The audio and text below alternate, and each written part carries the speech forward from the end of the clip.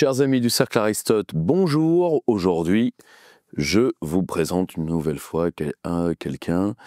Là, je suis assez heureux parce que suite à nos entretiens, certains amis que je vous ai présentés font un petit bonhomme de chemin, grâce aussi à des organisations amies, entre autres à nos camarades d'Omerta. Je prouve que comme disait le président Mao, que sans école révélise, que sans fleurs s'épanouissent. Or, aujourd'hui, là encore, quelqu'un que vous ne connaissez pas, mais que vous apprendrez vite à connaître, Nicolas Taki. Nicolas, bonjour. Bonjour Pierre. Alors, tu sors sous nos presses, Perspective Libre, évidemment commandable sur le site de la maison d'édition et auprès de votre libraire et bientôt sur plateforme, mais d'ores et déjà disponible au moment de sortie de cet entretien sur notre site, d'un ouvrage monstre. Un ouvrage monstrueux, déjà, pour ceux qui aiment vraiment les dossiers chiadés, les collecteurs sur le mondialisme ou sur la stratégie, les stratégies impériales. Et bien là, vous avez un ouvrage collector, alors certes, qui au jeu de l'amour vaut son prix, comme dirait Brassens, mais qui est le projet atlantiste de démantèlement de la Russie, 900 pages. Vous avez énormément d'études sur des organisations américaines, sur un projet de plusieurs décennies, qui a pris plusieurs formes, nous allons y revenir, mais sur un projet fou de démantèlement du plus grand État géographiquement au monde, mais de véritable démantèlement, c'est-à-dire de faire ce qui fut fait en Yougoslavie, mais en beaucoup, beaucoup plus grand. Et quand tu m'as envoyé ce manuscrit, c'est la principale raison qui a fait de ce véritable pari, parce que dans l'édition, on ne publie pas un ouvrage de cette taille, sauf chez les dingues, et ça tombe bien, j'en élève. C'est la folie de ce projet, mais qui est un véritable projet, c'est-à-dire quelque chose qui a été pensé, analysé, préparé, financé. Tout à fait. Et là, on voit ça étape par étape. Alors, déjà, avant d'entrer dans le vif du sujet,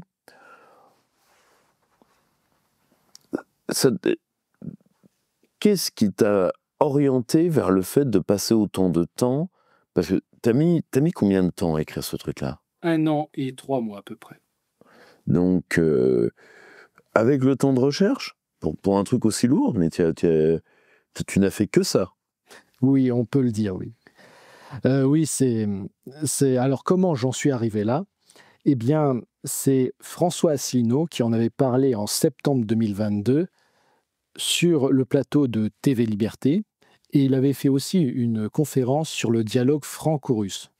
Et de ces 2 vidéos qui ont cartonné, qui ont fait, à l'heure où nous parlons, plusieurs centaines de milliers de vues, je trouvais que c'était assez intéressant parce que vouloir démembrer la Russie, c'est quand même, c'est carrément vouloir déclarer une guerre totale à la Russie. Et quand on sait que ce grand pays dispose je crois que l'un des plus grands arsenaux nucléaires au monde, plus de 6000 têtes nucléaires. Donc je me dis que ça nous concerne tous et bizarrement, personne n'en parle dans les médias. Alors, j'ai voulu faire des recherches. Au départ, ce qui devait être quelques notes se sont transformées rapidement en un vaste article, et puis un article est devenu un livre, et de ce livre est devenu un mastodon. Je pense qu'il est aussi lourd qu'un char soviétique T-34. Voilà un peu la jeunesse. Et à chaque fois, je me suis en fait posé ces questions-là. Qui sont ces gens? Quels sont leurs CV? À quelle structure ils appartiennent? Ces structures, qui les dirigent? Qui les finance?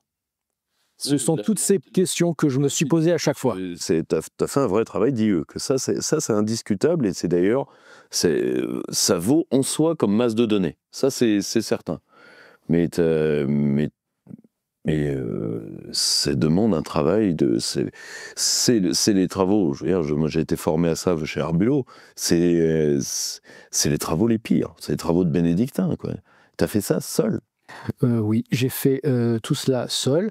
Alors, il faut savoir aussi que j'avais déjà un bagage intellectuel important et j'avais déjà étudié, notamment, en ce qui concerne mon chapitre 1, justement l'histoire des néoconservateurs américains, et dont l'un de ces ouvrages, c'est l'histoire du néoconservatisme américain. Et dans mon chapitre 1, je reviens notamment sur deux personnes en particulier. C'est James Burnham, qui a écrit un livre pour la domination mondiale, dans lequel il explique très bien qu'il faut arriver à un gouvernement mondial et à une fédération impériale américaine.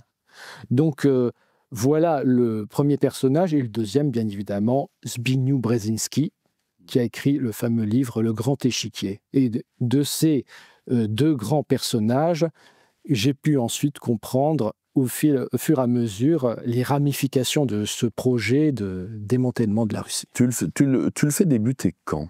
Alors déjà, sans divulgacher trop ce qu'il y a dans ton livre, c'est un projet qui a eu au moins 3 formes jusqu'à nos jours. Oui, alors, c'est un projet en fait qui peut remonter à la Première Guerre mondiale, mais qui en fait a été théorisé à la fin du XIXe siècle. Et nous le savons grâce aux mémoires de Bismarck, qui parlait d'un groupe d'élite qui s'appelle le Warrenblatt-Partei, qui était dirigé par August Bethmann Hollweg. Et il prônait déjà l'unification de l'Allemagne et d'étendre la Prusse jusqu'au cœur de la Russie. Voilà. Le deuxième projet, ce projet ensuite a été, la première tentative a été faite au cours de la Première Guerre mondiale, et notamment par le biais du chancelier impérial d'Allemagne, qui était cette fois Theobald von Bethmann Hollweg, qui est le petit-fils justement du leader de ce parti de Warrenblatt. Et donc il a tenté de mettre en place une structure qui s'appelle la Ligue des peuples étrangers de Russie, et dont le but était de soutenir les mouvements indépendantistes non russes au sein de l'Empire tsariste. Deuxième tentative, c'était au courant de la Deuxième Guerre mondiale, avec le projet justement d'Hitler de vouloir étendre le Reich jusqu'au cœur de ce qui serait l'ancienne Russie. Et pour cela, ils avaient soutenu le général Andrei Vlasov, qui avait rédigé un manifeste de Prague dans lequel il appelait justement la Russie à se libérer du joug bolchevique, ainsi que les autres minorités nationales, dans le but de rejoindre la grande famille européenne dans la nouvelle Europe, das neue Europa. Ensuite, le troisième projet fut également au cours de la guerre froide, où justement on a récupéré les minorités nationales, les mouvements nationalistes, dont les Ukrainiens justement, l'organisation des nationalistes ukrainiens qui était dirigée par Stepan Bandera, mais aussi par Yaroslav Stetsko. Et Stetsko va s'exiler en Europe de l'Ouest, et il va plus tard aux États-Unis, et ensuite il va être à la tête de ce qu'on appellera l'Anti-Bolshevik Bloc of Nations, l'ABN, qui dirigera pendant 40 ans. Et le but était, encore une fois, la même chose, démembrer la Russie. Et nous le savons aussi grâce à ces historiens, The Anglo-American Perspective on the Ukraine Question, qui rapporte que Roman Šuškevich, qui était à l'époque le dirigeant de l'armée insurrectionnelle ukrainienne rattachée à l'Organisation des nationalistes ukrainiens, projetait de vouloir démembrer la Russie soviétique en plusieurs grands États. Alors, vous avez la Sibérie, vous avez le Caucase, vous avez aussi le Turkestan et aussi une fédération de Scandinavie qui irait jusqu'à la mer Noire et qui engloberait aussi l'Ukraine. Et enfin, le quatrième projet de démembrement de la Russie se passe au courant de justement la guerre en Ukraine que nous vivons actuellement, avec une nouvelle organisation, comme à chaque fois, qui s'appelle le Forum des Nations Libres de la Post-Russie, mais initialement ça s'appelait le Forum des Nations Libres de Russie, et qui projette justement de démembrer la Russie en une vingtaine et une trentaine d'États. Donc, à chaque fois, c'est la même chose. C'est vouloir diviser pour mieux régner. Donc, on peut dire autour de cette jeunesse qu'à la base, c'est allemand, mais ensuite, ça a été repris par les Américains. On a la synthèse de certaines obsessions américaines. Car il ne faut jamais oublier que, comme le dit très bien Huntington, les Américains ne sont pas une nation d'immigrants. Les Américains, c'est une nation de colons. Ce n'est pas la même chose. Une nation d'immigrants se fonde sur un moule central qui est le préexistant, sont les autochtones. Une nation de colons remplace l'autochtone. C'est pas la même chose. Or, les Américains ont les obsessions, malheureusement, et certaines obsessions, heureusement, se contrebalancent, de certaines de leurs minorités. Or, il est tout à fait normal de retrouver chez les Américains des obsessions allemandes. C'est quand même le peuplement qui longtemps fut majoritaire chez eux. Souvent, ils ont des obsessions allemandes dans un imaginaire anglais, ce qui est quand même assez drôle. Mais ils ont également des obsessions d'Europe de l'Est, polonais, ukrainiens. Ils ont eu des Russes blancs, mais relativement peu par rapport à l'influence que les Russes blancs auront particulièrement sur l'antislavisme en Allemagne, par exemple. Mais c'est moins présent aux États-Unis. Mais les Russes blancs auront un plus gros poids sur l'Europe. Mais les Américains concentrent un certain nombre d'imaginaires de ce type-là. Donc ce n'est pas totalement surprenant qu'ils reprennent la patate chaude allemande. La seule chose, c'est que ce projet-là, tu le dis, ce projet, peut-être pas ultime, mais en tout cas le plus récent, disons, est médiatisé pendant la guerre d'Ukraine.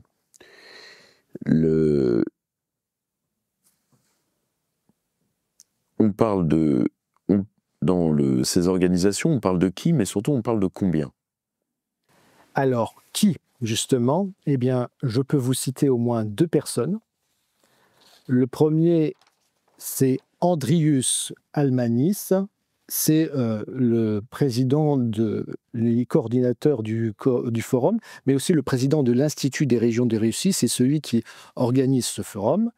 Et il faut savoir qu'il a été pendant à peu près 17 ans dans les forces de défense lituaniennes, ce qu'on appelle la CASP, et qu'il est membre du Parti de la Liberté, qui est rattaché au groupe Renew. Alors récemment, en 2004, il a changé, il a maintenant intégré le mouvement libéral, mais qui est tout aussi bien maintenant intégré au groupe Renew. Ouais. Voilà. Le deuxième personnage, il s'agit de Vadim Stepa. Il est à la fois membre du Free Russia Forum, qui est fondé par Garry Kasparov. Il est le rédacteur du journal Région Expert de l'Institut des régions de Russie. Il est membre de la Radio Free Europe, Radio Liberté, exactement. Et enfin, il est analyste pour la Gemstone Foundation. Et il faut savoir que la Gemstone Foundation a aussi une histoire. c'est qu'elle a été créée durant la guerre froide et qu'elle était chargée de collecter des renseignements, mais aussi chargée des transfuges de fonctionnaires soviétiques. Et cette Jamestown Foundation, par qui elle est dirigée? Par un certain Peter Mattis, qui lui a été conseiller principal de la National Endowment for Democracy et qui a commencé sa carrière au contre-espionnage Oui, pour la CIA. CIA, NED. Bon. Voilà. Et il faut savoir que la Jamestown Foundation est aussi l'un des partenaires de ce forum. La preuve, vous avez ici la publication du la 10e réunion de ce forum. Voilà pour qui, après combien, ça peut se compter en plusieurs dizaines de personnes. Je n'ai pas tout répertorié. C'est bien en pognon. Ah, C'est ça qui est enfin, autant que ce soit évaluable. alors, Parce que le sérieux de ce type de projet, c'est combien on y met. bonne question. Alors ça, je ne peux pas dire la totalité, mais ce que je peux vous dire, c'est que les membres de ce forum sont rattachés à diverses organisations. Ces organisations, elles sont bien entendu financées par de grandes sociétés transnationales qu'on connaît tous. Hein. Ça peut être Lockheed Martin, ça peut être Chevron, ça peut même être des instituts gouvernementaux américains, ça peut être le département d'État américain, par exemple. Donc, il est difficile de dire combien. Mais ce qui est certain, c'est que j'ai pu confirmer que ces personnes avaient des liens avec des structures atlantistes et avérées. D'ailleurs, je vais vous en donner un autre exemple pour essayer d'aller dans votre sens. Je vais vous dire qui c'est. Vous avez par exemple Madame Ina Kuroshkina. Elle fait partie de la Free Russia Foundation. Et il faut savoir qu'elle est dirigée par Natalia Arnaud, qui a travaillé à l'IRR et dont le président du conseil d'administration est M. David G. Kramer, qui est passé par justement le département d'État américain, l'International Republican Institute, et il a fait partie du Project for the New American Century, et dernièrement, il a intégré le George W. Bush Institute. Par exemple, si on s'intéresse... Là, ça, on est dans les piliers républicains de l'État réticulaire. Oui. Si on s'intéresse par exemple au George W. Bush Institute, qui est rattaché au George Bush Presidential Center, on s'aperçoit que ce type d'organisation est financé par ces grandes sociétés transnationales. Voilà, comme je vous l'ai dit, Chevron, ExxonMobil. On retrouve souvent les mêmes. Et justement, qui est le principal actionnaire de ces grandes sociétés transnationales, notamment américaines, on retrouve le plus souvent Vanguard Group. Voilà. Ce qui est, alors, si tu veux, dans tout cette, si tu veux, l'avantage, c'est qu'on a l'aspect, comment dire, réticulaire du type de pouvoir que les anglo-saxons aiment utiliser, tu vois, les théories du leadership. Alors, ce qui est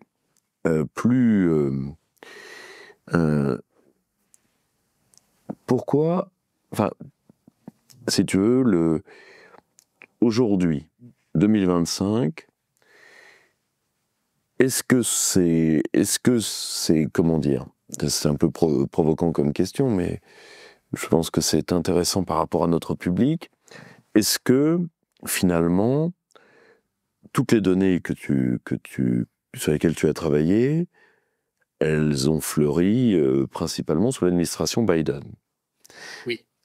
Est-ce que, finalement, ce serait horrible et je ne le souhaite pas, mais certains peuvent se le demander, est-ce que ce projet-là, est-ce que l'ouvrage est toujours d'actualité, vu l'actuelle administration? Alors, il y a eu un petit changement, en effet. Pourquoi? Parce que la nouvelle administration Trump a asséché les finances, comme tu le sais, de l'USAID et aussi de Voice of America et, par ricochet, l'USAGM, qui pilote justement la RFE-RL. Donc, quelque part, c'est un message qui est envoyé, c'est on assèche les finances et donc, quelque part, on voit que ces personnes qui dépendaient justement de ces financements publics américains verront leur fiche de paye amaigrir. Mais justement, est-ce que finalement,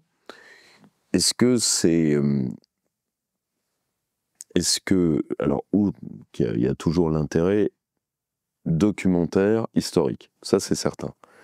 Mais est-ce que pour toi, ces réseaux sont aujourd'hui dormants, souterrains, toujours actifs? Et si oui, quelle est leur marge de manœuvre face à la nouvelle administration? Alors, Ou à moins que la nouvelle administration ne voit pas leur existence d'un mauvais œil. Mais bon, comme ils en ont coupé une partie des financements, ça paraîtrait contre-intuitif. oui, il y a toujours le relais, notamment par le biais de la NED, qui n'a pas... La NED est toujours là, oui. Ça, c'est sûr. Je te donne un exemple. Lorsque Mme Victoria Nuland a quitté justement l'administration américaine de Biden, elle a trouvé sa place où? À la NED. Donc, quelque part, ce projet, on va dire, est encore actif, mais il ne bénéficie plus du même soutien. Voilà, on peut dire qu'ils continuent d'ailleurs à faire leurs réunions internationales et ils bénéficient encore de certains relais, notamment en Europe. Oui, ils sont dans ce qu'on appelle une stratégie d'attente, donc ils sont arrivés, comme tout le monde, Retour de l'administration. d'une administration démocrate. Bon. Et donc tout ce joli petit monde, comme d'ailleurs tous les mondialistes à l'échelle globale, est revenu à la maison mère, tout le monde est revenu en Europe. Exact. Oui. Et Ils sont réseautés comment ici? alors, en France, tu veux dire? Europe de l'Ouest, et s'ils ont des réseaux visibles en France, pourquoi pas? Alors, pour ce qui est on va dire, de l'Europe en général, il y a les principaux réseaux, par exemple l'Atlantic Council. Il peut y avoir le Hudson Institute.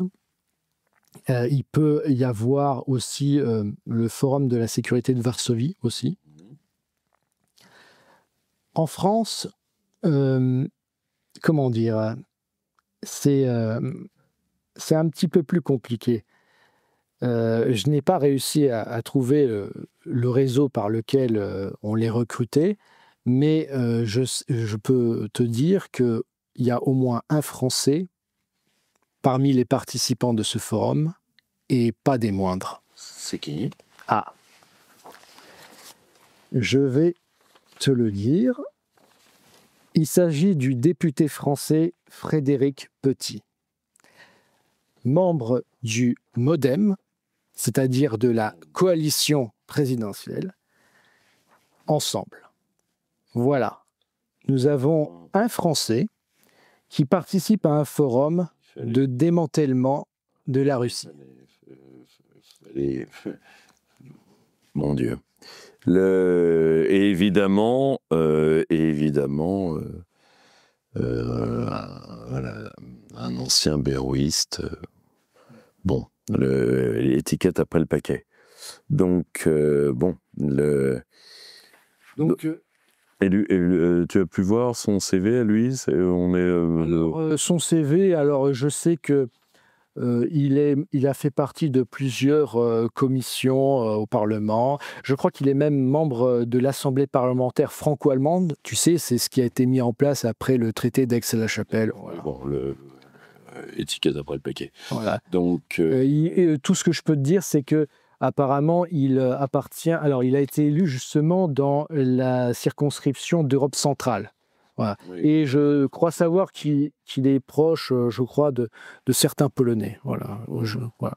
Donc, voilà. Si tu veux, truc classique. C'est le genre de truc qu'on paiera, mais bon, c'est pas grave. Alors, si tu veux, il y a cet aspect vertigineux dans ton ouvrage, donc ça va faire un siècle que ces projets s'enchaînent avec une obsession qui a été d'ailleurs qui a été amplifié par des facteurs externes de dynamique. L'antibolchevisme, donc si tu veux la peur viscérale du communisme, un autre point, ça a été la très difficile cartographie de toutes les ressources de la Russie, et plus nous les avons cartographiées, plus ces appétits de démantèlement se sont aiguisés. Ressources en pétrole et en gaz. Ressources en pétrole, en gaz, en minerais. Et enfin, plus la question de ce qu'on appelait en Russie les nationalités s'est posée. C'est-à-dire, grosso modo, les remous suivant la très difficile annexion du Caucase et d'une partie de l'Asie centrale, enfin des républiques d'Asie centrale par la Russie. C'était d'ailleurs le scénario sur lequel planchait Carrère d'Ancos, sur lequel elle a eu tort, qui était que c'était justement ce retour de flamme identitaire qui serait fatal à l'URSS. Finalement, ce sont ces républiques qui ont été les plus loyaux à l'URSS, et c'est le cœur russe qui s'est débarrassé des colonies. Parce que c'est comme ça qu'il faut joindre qu'il faut rejoindre les deux bouts. Or, là, si tu veux, est-ce que finalement, ce n'est pas trop tard pour ces gens? Ce n'est pas trop tard à la fois parce que pour l'instant, ça n'a pas pris. Oui. Pour l'instant, c'est un discours d'Européens de l'Ouest et d'Européens de l'Est, aujourd'hui, au moment où nous parlons. Mais surtout, est-ce que tout ceci n'est pas trop tard pour une raison qui est très simple, c'est que toute une partie de cette Asie centrale qu'ils entendaient redécouper ne va même plus être russe, elle va être russo-chinoise. Donc, si tu veux, est-ce que tu as vu dans la documentation de ces think tanks une réaction particulière aux nouvelles routes de la soie? Alors, moi, ce que j'ai surtout vu, c'est que justement dans les publications des think tanks en question, je vais t'en citer un, par exemple l'American Enterprise Institute, qui justement détaille le nouvel axe d'agression, c'est-à-dire Russie, Chine, Iran, Corée du Nord. C'est le nouvel axe du mal qui a été modernisé. C'est surtout ça que j'ai vu, c'est-à-dire que ces gens-là veulent à tout prix, en fait, concasser le monde, tout l'espace eurasien. Et c'est quoi le but au final? C'est de broyer le monde multipolaire émergent. C'est ça l'objectif. Ils veulent à tout prix rester sur la logique de Brzezinski, le grand échiquier, sachant qu'en plus, à la fin de sa vie, Brzezinski, justement, Strategic Vision, a écrit dans son livre Strategic Vision comme quoi il fallait... c'était trop tard. C'était trop tard. Justement, pour répondre à ta question, oui, c'est trop tard, mais ils préfèrent s'accrocher à un rêve, à un monde finissant. Et puis ils sont rémunérés pour. Donc si tu veux, quand tu donnes du pognon à un délirant pour qu'il délire, t'en fais pas, il va pas s'en priver. Mais ce qui est en réalité, c'est là d'ailleurs, je pense, l'actualité la plus profonde de ton ouvrage, c'est qu'en réalité, tous ces vieux rêves américains, aujourd'hui, sont le plus clair de l'imaginaire des élites européennes. C'est-à-dire là où l'Amérique est en train de tourner une page, nous, malheureusement, nous en ouvrons une, parce que ça, tu vois, ça sent... Moi, quand j'étais dans les institutions européennes, tu vois, c'est aussi pour ça que j'ai décidé de te publier, parce que je veux que les gens se rendent compte de ce que c'est la folie pure, parce que une large part de ce que, moi modestement, mais plusieurs de mes camarades, Romain Bessonnet et d'autres, ce que nous avons vu est très difficilement dissible à l'extérieur, parce que gens me disent, vous exagérez, ils peuvent pas être... Si, vous les avez jamais vus, et malheureusement, ces gens existent. Et en réalité, d'ailleurs, je ne veux pas faire parler Romain, parce qu'il n'est pas là, et peut-être que son esprit pénétrant a été beaucoup plus rapide que le mien, mais moi je reconnais une erreur à la lecture de ton ouvrage, une erreur de parallaxe de ma part, c'est que je n'aurais jamais cru que ces gens je n'aurais jamais cru que ces gens reprennent tout cet imaginaire comme ça. Pour une seule raison, c'est qu'un, ils n'en ont pas les moyens. Donc, si tu veux, moi, je n'ai rien contre le fait qu'un Yorkshire essaye d'engrosser une femelle Doberman, mais le problème, c'est que l'espoir fait vivre. Donc, j'aurais jamais cru qu'à un moment, ils perdraient les pédales à ce point-là. Et tu vois, nous savions, parce que nous avions travaillé dessus. Hein, je rappelle que le premier document du Cercle Aristote sur la Deuxième Guerre d'Ukraine, c'est un document de 2015 de Romain Bessonnet qui dit, voilà, Ukraine, l'Europe, c'est la guerre. Et je me rappellerai toujours, Romain termine sa conférence en disant, dans 8 à 10 ans, l'affrontement. Donc, il avait une préscience extraordinaire, mais je n'aurais pas cru que les Européens se jettent sur ces reliquats d'une Amérique qui n'est plus, parce que c'est une Amérique qui n'est plus. Voilà, enfin, c'est une Amérique qui a terminé à contempler l'agonie et la sénescence de Joe Biden. Bon, c'est la fin de quelque chose. Le Parti démocrate, quel que soit son retour, sera peut-être toujours sur cette ligne-là, mais l'aura modernisé mécaniquement, parce qu'ils vont passer un certain temps dans l'opposition tout de même. Ce ne sera plus les mêmes hommes. Si tu veux, enfin, ils vont pas nous ressortir la mère Clinton, tout ça est à l'EHPAD. Et nous, on va ramasser la patate chaude. C'est aussi pour ça que je voulais que ton ouvrage soit publié, parce que je veux que les gens se rendent compte que ce n'est pas parce qu'un projet est déviant qu'il n'aura pas d'adeptes. Et malheureusement, moi, des folies de ce type-là, j'en voyais tous les jours, tu vois. Et en réalité, ce que tu racontes, évidemment avec des sources, si vous voulez, c'est un travail qui était du niveau de faits et documents dans le temps. Enfin, c'est un travail magistral en termes de ressources. Mais on se dit, c'est le récit d'un grand délire collectif. Et malheureusement, c'est pour ça que je voulais qu'il soit publié, parce que nous allons y entrer dans ce délire-là. Et d'ailleurs, pour illustrer encore une fois ce délire, parmi les autres participants, on retrouve un certain Ole Medunitsa, et ce sympathique personnage, c'est le président de l'Organisation des nationalistes ukrainiens.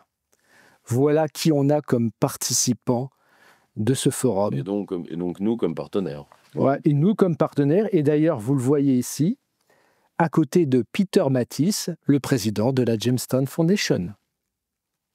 Voilà. Pour montrer, justement, si vous avez une illustration de la folie, on récupère, on recycle, justement, ceux qui avaient collaboré avec l'Allemagne hitlérienne, avec leurs héritiers. Oui, avec leurs héritiers, oui.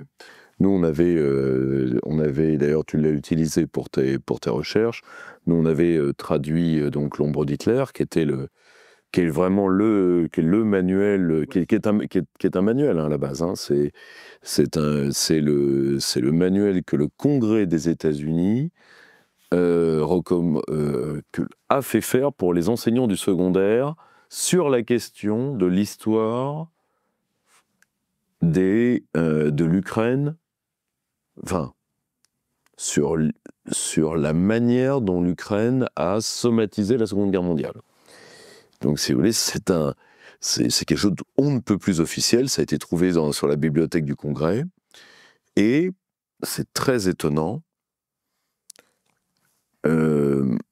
Moi, j'ai eu des universitaires qui ont refusé d'en parler, je cite, parce que c'était dans des documents écrits que je pourrais produire, pour ne pas, peu importe que ce soit vrai ou faux, pour ne pas trahir le peuple ukrainien en guerre. Chacun appréciera. Et malheureusement, nous sommes toujours dans cette optique-là. Ça m'avait été reproché quand j'avais dit que c'était un Al-Qaïda blanc, je maintiens. Hein, c'est une troupe supplétive où on va chercher des brutes qui, avant tout, même si les bataillons de représailles ou de volontaires, appelons-les comme vous voulez, ont appris à se battre, avant tout leur spécialité historique, la spécialité historique des bandéristes, c'est de tuer des hommes, c'est de tuer des femmes et des enfants. Hein, c'est à ça qu'ils ont servi. C'est des Russes, Juifs et Polonais majoritairement. Parce qu'on le tait, mais les bandéristes ont aussi un très fort sentiment anti-polonais. Ce qu'on double d'ailleurs, polonais, et polonais parce qu'il y avait beaucoup de juifs en Pologne. Ce faisant, ils ne sont que des Allemands au carré, hein, parce que la haine germanique anti-polaque est exactement la même. Or, ce sera ma dernière question, Nicolas, et vraiment, moi j'étais très impressionné qu'un jeune chercheur arrive à faire un document de cette importance, particulièrement dans des conditions... t'as pas été subventionné, t'as pas été payé, t'as fait ça tout seul comme un grand.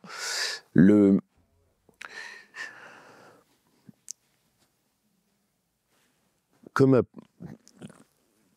de toute évidence, l'Union européenne va certainement, et d'ailleurs compense certainement déjà une partie des financements de ces gens, vu que l'Union européenne a certifié qu'elle compenserait une partie des financements perdus des réseaux de l'UNCED. Bon. Voilà. Donc ça veut dire que c'est nous, contribuables, qui allons payer tout joliment. Notamment le fameux programme ReArm Europe à 800 milliards d'euros. Donc, sachant que le plan Covid est toujours pas financé. Donc, si tu veux, faut faire attention aux chiffres qu'on balance quand on n'a pas les moyens de les payer. Mais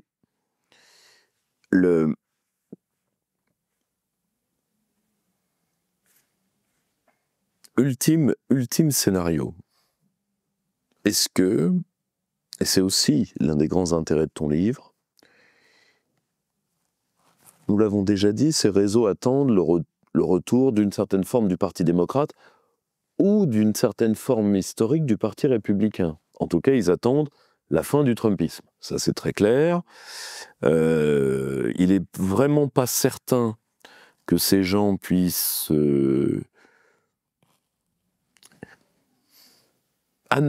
en admettant que Vance puisse succéder, c'est beaucoup trop tôt pour en parler,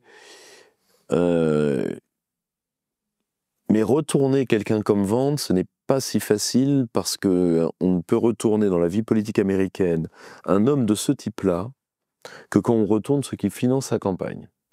Donc des gens qui sont difficilement retournables en eux-mêmes, ce qui est le cas de Peter Thiel, enfin c'est parce que Peter Thiel, il faut un levier pour le retourner. Tu vas lui proposer quoi? De l'argent?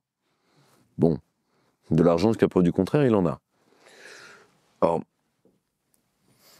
mais ces discussions sont beaucoup trop hâtives parce qu'il est beaucoup trop tôt.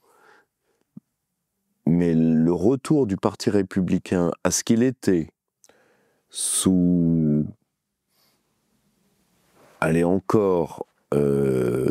Trump 1 sera très difficile.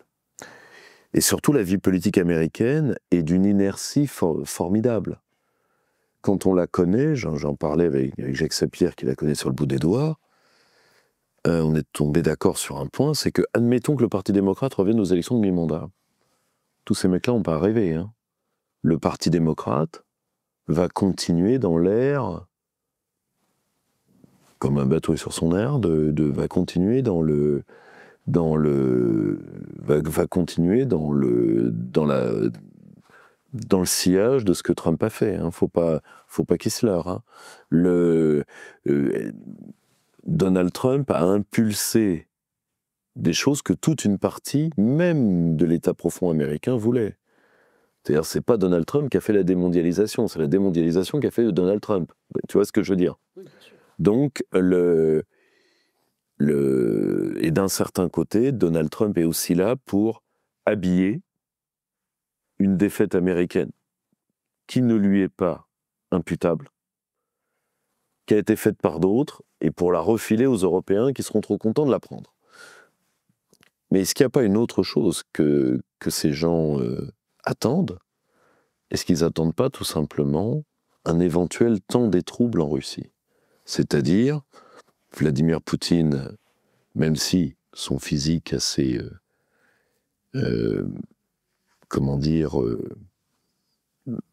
immobile, ne le laisse pas paraître. Vladimir Poutine est un homme qui, comme tout le monde, vieillit. La course à la succession à Moscou, c'est y penser toujours, n'en parler jamais.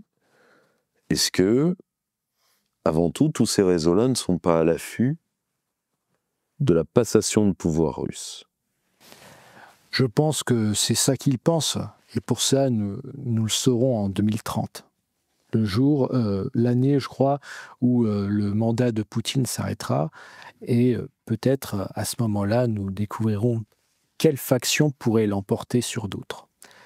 Je pense que c'est ça qu'ils attendent. Après, pour ce qui est des démocrates, enfin, plus largement de l'État profond qui soutient encore le Parti démocrate, je pense qu'ils vont acter, bien évidemment, la défaite par rapport à ce qu'il y a en Ukraine. Mais je pense que, enfin, ma crainte à moi, c'est que ça soit un reculé pour mieux sauter. C'est que, tu le dis, Pierre-Yves, il y a des gens qui ne s'arrêtent que lorsqu'on les arrête. Et j'ai bien peur que tant que ces personnes-là continueront à avoir certaines manettes du pouvoir, ils continueront leur œuvre de destruction. Voilà. La question se pose, c'est qui les arrêtera? En tout cas, c'est une excellente conclusion et je recommande vraiment cet ouvrage, le projet Atlantis de démantèlement de la Russie, car on y voit sur documents et analyses à l'appui, mais surtout c'est une vraie plongée dans le pouvoir tel que les anglo-saxons l'entendent, c'est-à-dire dans ce que Laurent Henninger appelle vraiment la réticularité, l'espace fluide, c'est-à-dire cette utilisation d'un pouvoir qui n'est pas soft en fait. C'est un pouvoir violent mais extrêmement bien habillé. Parce que c'est un pouvoir qui doit avoir pour lui le monopole du bien et de la civilisation. C'est aussi pour ça qu'il peut tout vous faire. Et c'est vraiment une mine documentaire à qui je souhaite le plus grand succès, la plus grande longévité, car il aidera à la formation de beaucoup. En tout cas, bravo Nicolas, et j'espère que ton ouvrage rencontrera son public. Merci beaucoup Pierre-Yves. Chers amis du Cercle Aristote, l'ouvrage de notre invité, vous pouvez le commander directement sous cette vidéo. Vous pouvez nous soutenir. Vous pouvez nous soutenir par des dons, par Twitch, par Tipeee. Vous savez, par Tipeee si vous voulez. Et si vous voulez m'aider, soyez tous au rendez-vous le 28 juin.